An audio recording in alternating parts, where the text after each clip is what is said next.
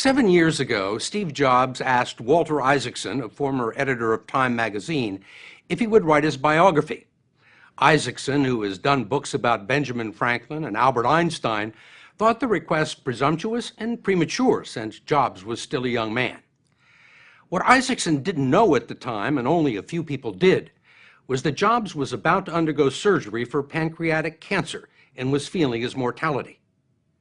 It speaks to the secrecy with which Jobs conducted his life and his business, adding mystery to an already compelling figure. In 2009, with Jobs already gravely ill, Isaacson began the first of more than 40 interviews with him. The last was conducted a few weeks before his death. Some of them were tape recorded, and you will hear parts of them tonight. "I have no skeletons in my closet that can't be allowed out," Jobs said. And like a well-timed Apple launch, the book, titled simply Steve Jobs, will be in stores tomorrow, just 2.5 weeks after he died. The story will continue in a moment.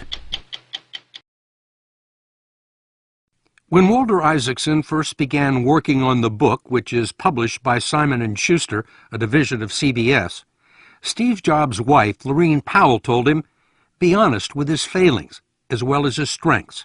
There are parts of his life and his personality that are extremely messy. You shouldn't whitewash it.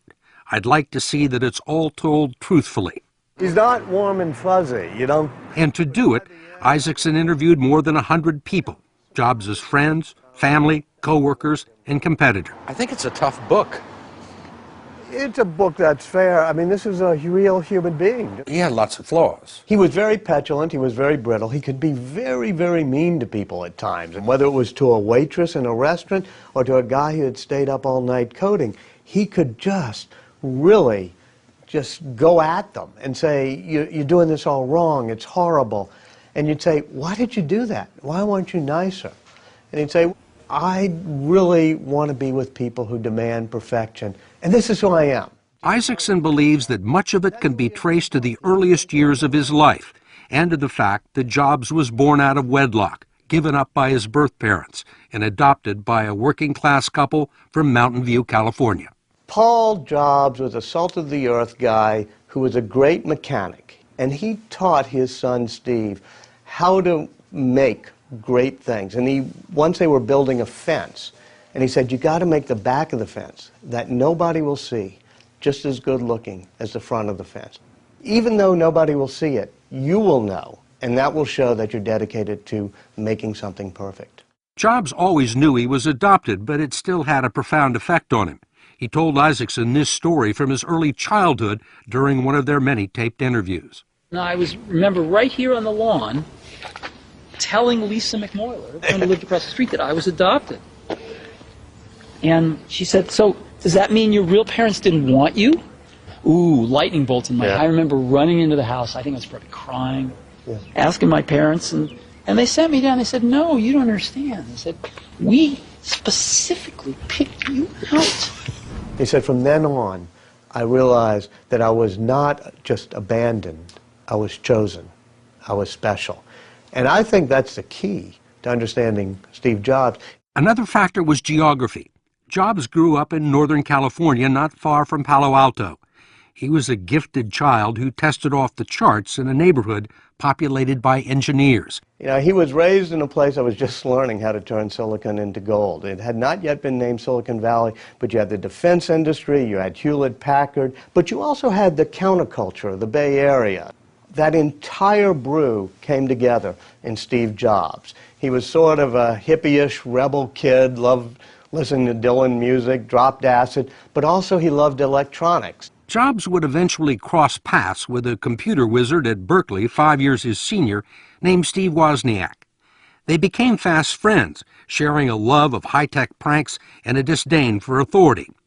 One of the things they did was to copy and improve an illicit device called a blue box, which reproduced the tones that the phone company used and allowed users to make free long-distance phone calls. Wozniak loves the blue box. He's doing it as a prank. Steve says, we can sell them. We can market them. And they sold about 100 of them, and Jobs said to me, that's the beginning of Apple. When we started doing that blue box, I knew that with Wozniak's brilliant designs and my marketing skills, we could sell anything. That was still a few years off. Jobs enrolled at Reed College in Oregon at a time when Timothy Leary was telling students across the country to turn on, tune in, and drop out. Jobs did after one semester. The time we grew up in was a magical time. It was also a very, spiritual time in my life. Definitely taking LSD was one of the most important things in my life. And not the most important, but right up there. He eventually drifted back to his parents' house and became one of the first 50 employees to work for the video game maker Atari.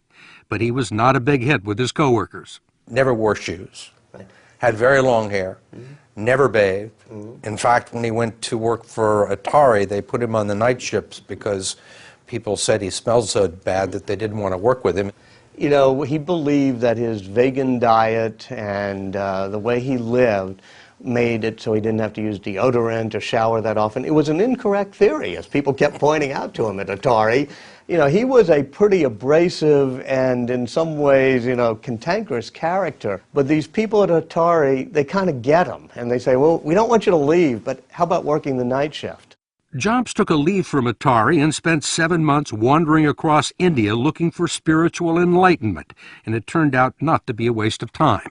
And when he comes back, he says, the main thing I've learned is intuition, that the people in India are not just pure rational thinkers, that the great spiritual ones also have an intuition. Likewise, the simplicity of Zen Buddhism really informed his design sense, that notion that simplicity is the ultimate sophistication. When he returned from his trek, Jobs and Wozniak started building and peddling a primitive computer for hobbyists. With a $1,300 investment, they founded Apple Computer in his parents' garage.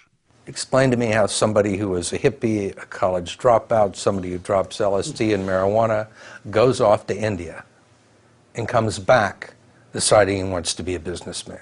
Jobs has within him sort of this conflict, but he doesn't quite see it as a conflict, between being hippie-ish and anti-materialistic but wanting to sell things like Wozniak's board, wanting to create a business. And I think that's exactly what Silicon Valley was all about in those days. Let's do a startup in our parents' garage and try to create a business. So we don't have to work for somebody else. Right. And Steve Jobs wasn't all that eager to be an employee at Hewlett-Packard. He was never much of an engineer. Isaacson said he didn't know how to write code or program a computer. That was Wozniak's department. But Jobs understood their importance and their future. He was obsessed with making an attractive, simple, inexpensive computer, the Apple II, marketed as the first home computer. It really didn't do much, but tech-savvy people snapped them up, along with school systems. And as he tells Isaacson on tape, he was soon worth millions of dollars. It wasn't very many years before, on paper, we were worth a lot of money. And I was like 25 when, we were worth maybe $50 million. I knew I never had to worry about money again. And so I went from not worrying about money, because I was pretty poor, to not worrying about money because I had a lot of money. Jobs becomes rich. Jobs becomes wildly rich, makes about 100 people millionaires when Apple goes public. One of the things he does, though, that, still caused a little ill will, there were old friends. He used to be with him in the garage, his parents' garage. And they were working at Apple, but they hadn't quite gotten to the level of chief engineer. So they got no stock options. Wozniak, being incredibly generous, is giving away his stock options, trying to make everybody a millionaire. And Steve Jobs is very strict on who can get the stock options. One of the people who didn't get them was Daniel Kotke, who had been with Jobs at Reed College, in India, and in the garage where Apple was founded. And at one point tries to go to Steve and just starts crying. But Steve can be very cold about these things. Finally, one of the engineers at Apple said, we have to take care of your buddy Daniel. I'll give him some stock if you match it or whatever. And Jobs says, yeah, I'll match it. I'll give zero, you give zero. It was not the only instance of his callous behavior during that time period. Just before Apple went public, his longtime girlfriend became pregnant, producing a daughter, Lisa. Jobs, who had himself been born out of wedlock and abandoned, denied paternity and refused to pay support until the courts intervened. His behavior was typical of a phenomenon that Apple employees openly referred to as Steve's reality distortion field, a term out of Star Trek. The ability to convince himself and others to believe almost anything, using his indomitable will and charisma to bend any fact to suit his purpose. When he was creating the original Macintosh, Steve Jobs would come in and he would say, "We need to have this done by next month." And people would say, "No, you can't actually write this much code by next month." And he would say, "Yes, you can do it." And in the end, he would not take no for an answer, and he would sort of make the dent in the universe he wanted to. He would bend reality, and they would accomplish it. The reality distortion field. It seems like sometimes you use it, that phrase, to speak to what you see as sort of a self-delusion. He could drive himself by magical thinking, by believing something that the rest of us couldn't possibly believe. And sometimes it worked, sometimes it didn't. And at the root of this reality distortion theory, Isaacson says, was Jobs' belief that he was special and chosen, and that the rules didn't apply to him. He had a great Mercedes sports coupe with no license plate on it. That was his affectation.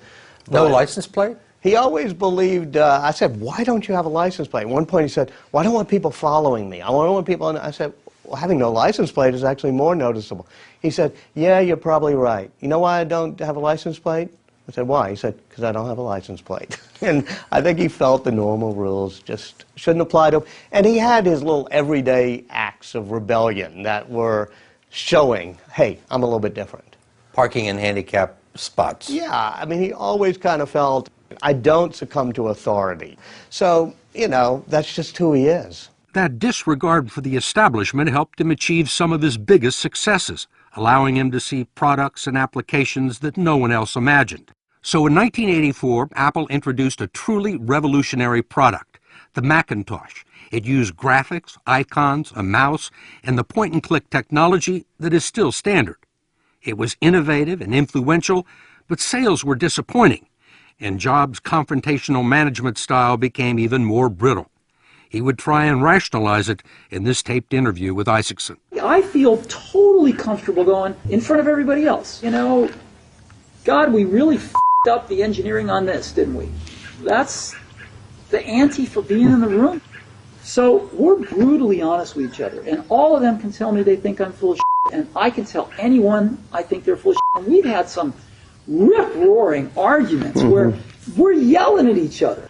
Jobs loved the arguments, but not everybody else did, and Isaacson writes that some of his top people began defecting. He was not the world's greatest manager. In fact, he could have been one of the world's worst managers. He was always, upending things and, throwing things into turmoil. This made great products, but it didn't make for a great management style. Jobs would eventually provoke a boardroom showdown with Apple President John Sculley over who should lead the company. The board chose Sculley. So he was out of his own company. Kicked out of his own company, and he always had that feeling of abandonment. There was nothing worse than being abandoned by Apple. He sold his stock and used the company to start a new venture called Next Computer, which made great products that no one bought. But Jobs would be saved by a tiny company that he acquired from George Lucas for $5 million. Pixar Studios would eventually revolutionize movie animation and make Jobs a multi-billionaire. Apple hadn't done so well.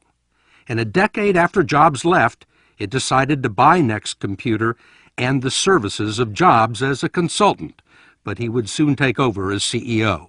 And when he goes back, it's almost bankrupt. It's like 90 days away from bankruptcy. They're totally out of money, and it's lost its way totally. So he says, here's the 27, 30 things you're making, printers or whatever, and he draws a chart that just has 4 squares. He says, professional, home consumer, laptop, desktop. We're going to make 4 computers. He retrenched, firing 3,000 people, and launched a new advertising campaign. Here's to the crazy ones, the misfits, the rebels, the troublemakers. Steve Jobs helped write that himself. He edited it under, he put in, they changed the world. By the end, Jobs, along with 4 or 5 other people, have written this not as ad copy, but as a manifesto. They push the human race forward. And while some may see them as the crazy ones, we see genius. Because the people who are crazy enough to think they can change the world are the ones who do. The campaign announced what would become the biggest comeback in business history, and it did change the world. That, Steve Jobs' search for his birth parents, and his battle with cancer when 60 Minutes returns.